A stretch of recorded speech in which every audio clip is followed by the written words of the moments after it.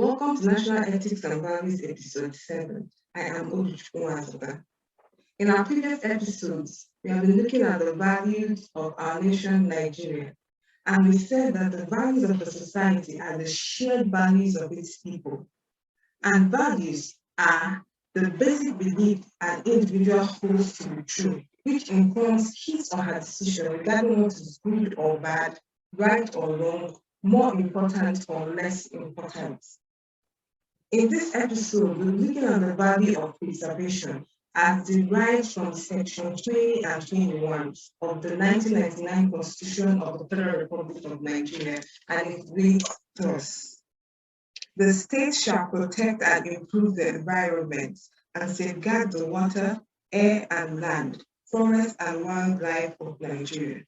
The state shall protect, preserve and promote the Nigerian cultures, which enhance human dignity and are consistent with the fundamental objectives as provided in this chapter. In this episode, we'll be focusing on preserving the environment. And to do this, I have with me Mr. Ifeanyi Anzudu, an environmental scientist. Thank you for joining us. Yeah, I'm happy to be here. Thank you. Okay, so preservation is the act of keeping something in good condition and in existence. It involves maintaining, protecting, safeguarding, and improving something. So what does the environment of an individual entail? What entails the environment of an individual? Yeah, thanks. Everything around you, the stuff that surround you. I'm talking about natural environment now. Talking about the land, the air, the water, and you talk about flora, which is plants, vegetation, and trees and forests. Talk about fauna, which is animals like wildlife. So this is actually the whole talk about environment, referring to that. So everything's around you, stuff that sustains us. Yeah, that's environment, natural environment. Okay, so how significant is this value of preserving the environment? How significant is it to our national social economic realities? Yeah, the environment, the natural environment is what sustains us.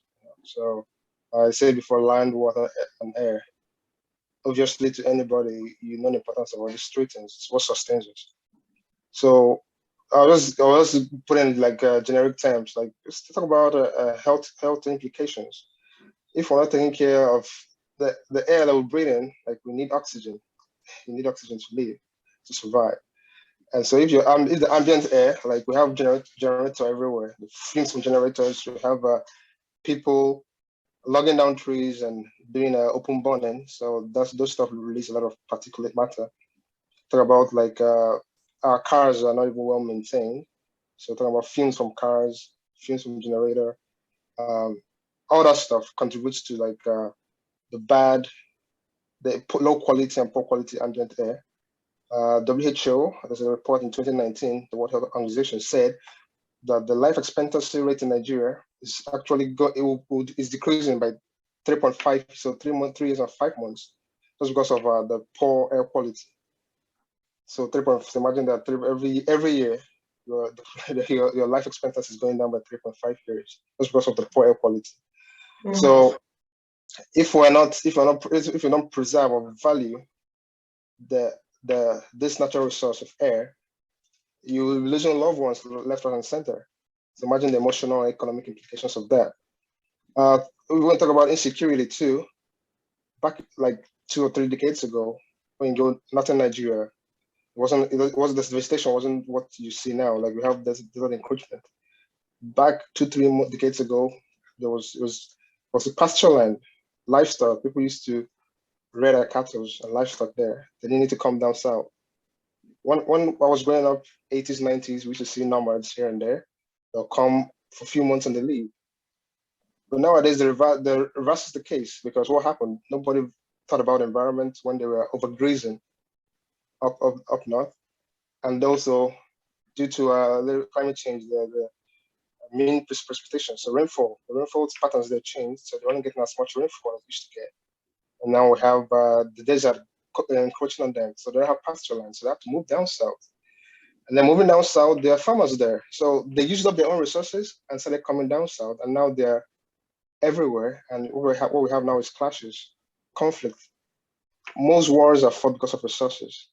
So the resource of land, it will always, there will always be, so if you don't take care of what you have, like we didn't do up north, and now they're coming down south to see, and we need land for our livestock.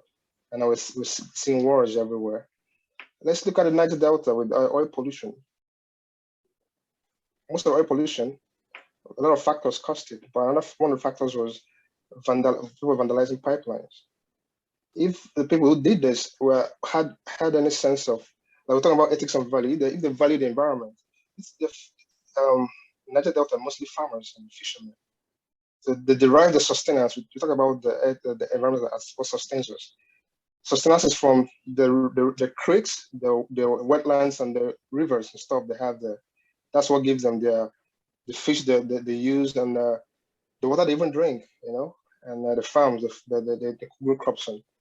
But these vandals didn't value the environment. They were all after that greed, or I want oil money, vandalized the pipelines, polluted the waterways, polluted their farmlands, and they lost their livelihood. And what happened? After some years, we had agitations, and we knew, everybody knows about the Niger Delta crisis, which thankfully is kind of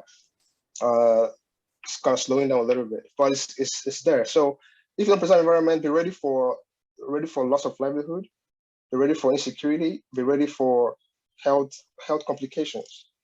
And all these things have all these things have a direct connection to GDP and poverty rates, because when people, I'll leave it at that.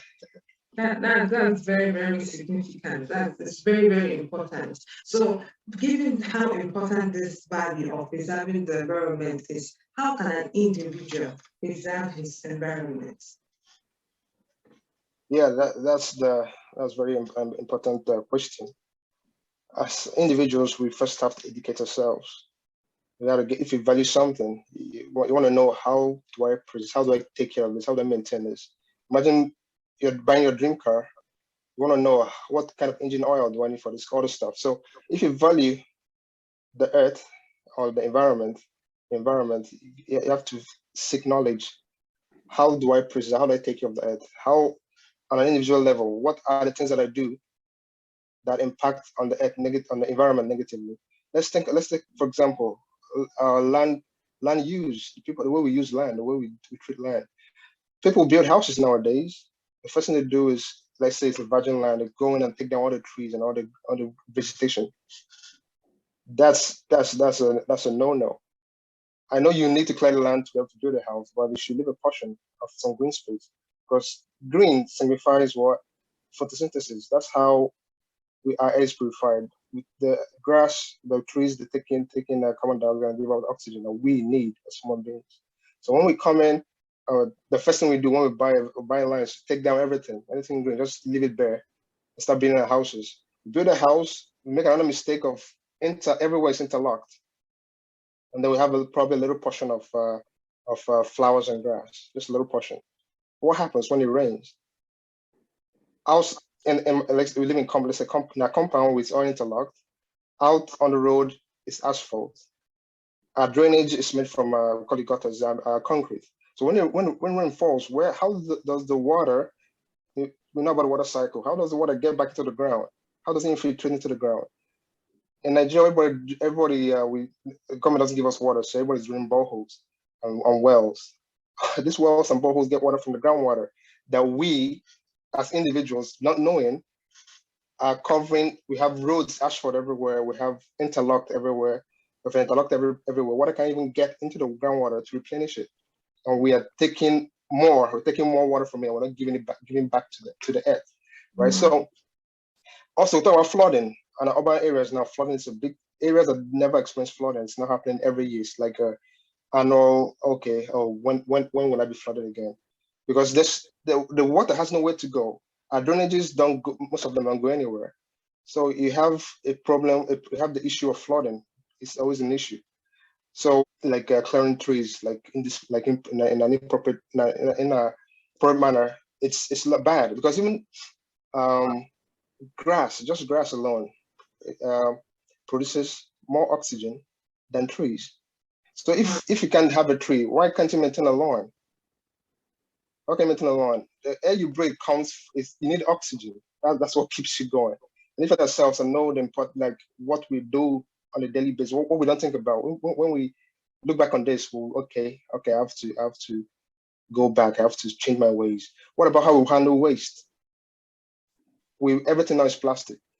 We buy food. It's all in takeaway pack. We like doing parties, right? People celebrate everything from So we go to events. People like foods are served in takeaway packs. Plastic plates, plastic everything. The bottled water is plastic. Sachet water is plastic. Plastics they don't biodegrade. It takes hundreds of years for it to biodegrade. So it's persistent, it stays in the environment. And over time, the chemicals, the toxins in it will leach into the same groundwater that we're talking about. People drill boreholes to take water from it. Since they don't biodegrade, they stay there, they end up in our oceans. Our oceans are now filled with plastic waste. It's a big problem. It's as bad as oil pollution now, the plastic waste. So if you educate yourself and know plastic, I know people say plastic can recycle. Yeah, it can, but the recovery rate is not that great. So this is not really recycling. According to some studies at WHO, and 10% of all the plastic ever produced has been recycled globally. 10% only. So 10% of the millions of plastic we have produced has been recycled. So it's 10%. So if you have a notion of plastic and recycle, so just now. For plastic, you think about reusing it, or it's burned. So it's not you reuse, recycle, or burn it. Burning, you know what happens when you burn stuff? It releases methane and carbon. These are greenhouse gases that nobody wants around them. And this, your metal and scrap metal, your old pots, your your soft drinks, you buy some of them in cans. That can recycle too. There's people who do the scavengers that will pay you money if you give them all those cans. So collect these cans, right? Because again, these cans, they are not biodegradable. Those ones can recycle though. But if it's just like in Nigeria, we dispose of everything, it's just dumped. So indiscriminate dumping of waste is a big problem. It contaminates our groundwater, which I've talked about several times. It stays in the environment. Our wildlife, I talked about wildlife. When they go to eat grass, all they see is plastics everywhere, cans everywhere, and some of them don't know when they ingest some of these things. So yes, if you get yourself and you figure out, okay, my waste, you have to treat your waste properly. So for your food waste from the kitchen, you could compost it. There's many uses of compost, mulching, manure, and even animal feed.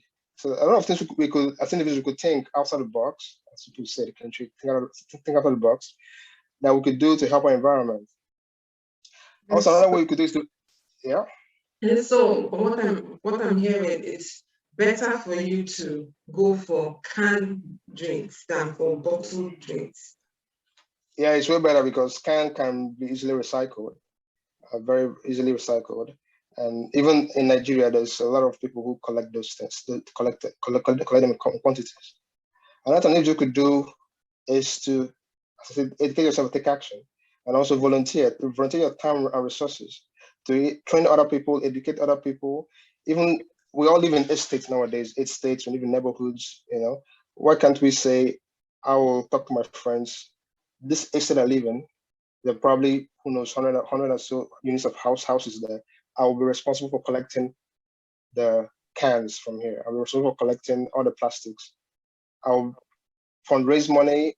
I'll have a container, a dumpster for collecting plastics. And when it's full, I research and find out places for this. There's companies in Nigeria that can recycle plastic. They do recycle plastics. They could even pay you money. So if you volunteer your time as an individual, I'm like, okay, this estate I live in, I'll make sure that I don't see waste dumped anywhere. We provide waste bins in strategic locations. On a Saturday or whatever, you bring your family or bring your friends, you collect this stuff and take them. Or you can even pay someone. That's how you give back. You pay someone and they take it to a place that you're sure they'll recycle it in and in an environmentally friendly manner. So there's a lot of ways an individual, but first of all, you have to educate yourself. And once you educate yourself and gain the knowledge, please take action. Yeah. These are very eye-opening. I've not heard some of the things you just said before. So as individuals, we need to always ask ourselves, the actions, what I'm doing, how does it impact my environment? Whatever actions we want to take. So that's very key. That's a very key message. Whatever I'm doing, how is it impacting my environment?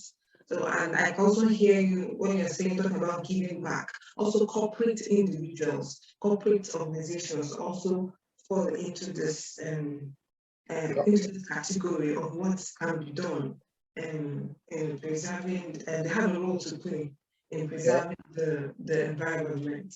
So what role does the government have to play? Because most times there's a limit to what individuals can do. So what role can the government play in preserving the environment? Precisely, the government has a big role there, like just stakeholder in this.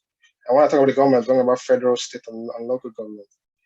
And like we talk about waste management, it's actually a role of the local government. But what we see now is the state like does everything.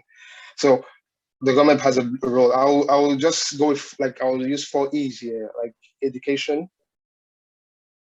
establish, enact, and enforce. So enact laws and enforce laws. So let's start with establish. So the government should establish like initiatives. Like now, like federal government has started the Green Wall project, where they're trying to mitigate the desert encroachment in the north, so planting trees and all that stuff to mitigate that. That's something the government could do and champion. So tree planting. So I said establish. So establish initiatives. They have the federal government green bonds, which the bond people subscribe to it, and the money funds from it can be used to start like even solar power from plants being built with that fund. So government should continue in that regard, even increase the tempo. So establish it. So and again, local governments are responsible for mass transit. So local government should establish very environmentally friendly mass transit systems. What we have now is we have Okada and Keke and Peps, cars, everybody's on the road. If, for example, let's say there's 100 cars on the road, a big bus can seat like 50 people. So 50 people, imagine a car is 4-seater. So divide 4 by, so you can see how much one bus could take, how many cars a bus could take out of the road. So yeah, so our local governments or the government should invest in a cleaner mass transit because cars are a major polluter, right? We talk about ambient air, how the poor quality ambient air can reduce life expectancy by 3.5 years. So if the government can establish good mass transit, establish schemes like funding schemes for recycling projects, establish even recycling facilities like in the local government, attract people, individuals to establish recycle, so that collection even, just collect plastics, collect metal, collect all the electronics. What we do with all your cell phones, smartphones, people change their phones every 2-3 years, right? Where does that go to? So government should establish this stuff. So let's talk about education and training. We talk about people not knowing. Back in the years, like if the government could teach and train our youth, purely for jobs, certain things that we have auto mechanics everywhere. You know, they're dumping all this stuff. Youth can organize themselves, if they're trained and if they know, if they're educated, what's what the government should be doing. They could also start thinking, okay, when I'm done school, I'll find a way of collecting all this used oil. There's companies in Nigeria, if you do internet search, you see them. They're everywhere. They accept this used oil and they reuse it for other stuff. So education is also important. The government puts environmental sustainability in our curriculum, even from primary school. When we're growing up, we didn't have all this. They talked about environment is just in a small. Now we're like in it's like D-Day now, so government should put it in our curriculum. It's very important. So about laws, enacting laws, make laws that will, like, this is more at a state level. If you are I like using pure started water because they're everywhere. Ubiquitous. Tell them if I want to get a permit to manufacture pure, so even bottled water, you should have a program of like now, like a soft drinks. If you buy soft drink in bottles and crates, for you to get in another one, you have to return the empties, right? They should start doing that kind of laws for bottled water and sachet water. They should enact such laws.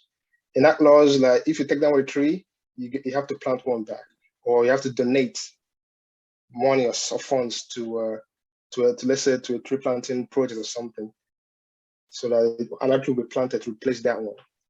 So there's a lot of laws the government should be looking at enacting, specifically targeting all these trouble spots of land clearing, deforestation, and stuff like that. Talking about enforcement, noise pollution. This is something we don't really talk about too much. There's nightclubs everywhere. Why should a nightclub be?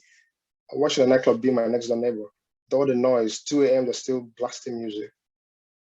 Noise pollution affects your brain function, because when your brain hears sound, it's trying to figure out what sound is this. They're trying to process what, and then when it's just noise, 247, you're on the road, if you're on the highway, if you're driving to work or whatever you're going to, people are blaring their horns. It's so noisy. You go to your office or wherever, there's generators everywhere. You come back to your compound, there's generators everywhere. They have religious bodies, churches and mosques, praying at night vigil, all this stuff. So these things affect your brain function, affect your mental health, depression, anxiety. All these things come from noise pollution. The government, and this is also a state and local government function, should enforce laws about noise. You cannot have, if you have a nightclub close to my house, you should be, you have to have soundproof. There's this things I think that we're talking about job creation, and if you take environment, you're actually creating wealth and job opportunities, right? Soundproofing. So if I'm building a massive auditorium, like a massive church, we have mega churches everywhere now. Are they soundproof? There's something, we have sound engineers that could do this. This is what will make them keep them busy. They'll hire people to soundproof these auditoriums, soundproof these nightclubs. And this issue of prayer houses having horn speakers outside, these things should be stopped. So the government should enforce that. There's no sentiments about this, because this is about people's health, about our brain, talking about being productive. Government should enforce this gas flaring. It's been ongoing. 1979, there was an act by the government to stop gas flaring. This is 2022. This is how many decades ago? We're still flaring gas in the United States. Talking about air quality again. This increase in cases. When we were growing up, cancer wasn't something we heard about. Now cancer is everywhere. Respiratory diseases, people are suffering it. The River State government, or was it 2019 or so, said about 22,000 people are treated for respiratory issues in their health system due to all this. So the air quality is, so government should enforce these laws, because it's about our health. It's about our well-being. It's about, if you don't care about the environment, think about people want to enjoy life. So how would you enjoy life when you're sick or when you're poor? Like if you degrade the environment, how can you can't sustain yourself? We talk about loss of livelihood. So the government they have to enforce the law, and also the new Petroleum Industry Act that was just also talked about oil companies decommissioning wells when the well has oil field or whatever has come to their end of life. They have to be decommissioned, properly capped. But if they're not capped properly, they'll pollute groundwater. And I keep talking about groundwater because everybody, even this bottled water industry, bottled water and pure, they get water from boreholes and wells, which they drill to get groundwater. So if you're polluting our groundwater, how we'll not have water. Is very essential. So government should enforce these laws about gas, if you're an oil company or whatever, and you've done exploration, you've done drilling, you've done extracting, you have to cap it so that we don't contaminate our water resources. Take away the pipelines. If you want you're done, take it out, because probably tomorrow you want to use it for something else.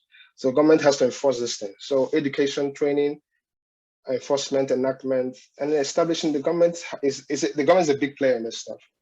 Yeah, but as from what I can hear, they have a lot of grounds to cover, and a lot of ground to cover. This is one value. This value of preserving the environment is one value that we are not, as a people, both at the individual level, the corporate level, the government level, we are not as in doing much on it. We don't really we don't seem to have that value, even though it's part of our constitution. So we have a lot to do, because even listening to you, I'm hearing things I've not heard before. So we have a lot to do on educating.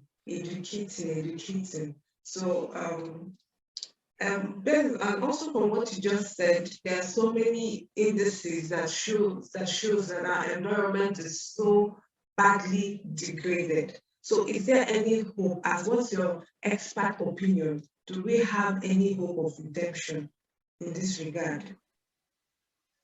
Yeah, it's always once there's life, there's hope, right? Um, there's a in the environmental industry, it's what's called remediation. It's a big industry. It's $1 billion industry, remediation. So cleaning up or restoring contaminated land and stuff. So there's still hope, but action has to be taken now. We can't procrastinate any longer, because it's I said before, it's this D-Day. So government, as we said again, government and people, we have like now we're talking about the importance and the realization of it. We talked about the commission of wells. The commission of a well means you have to restore that land to its original state. It's not a 1 year, 2 years, it's a long-term process. So in places it has been done, I've been involved in stuff like that where you can restore.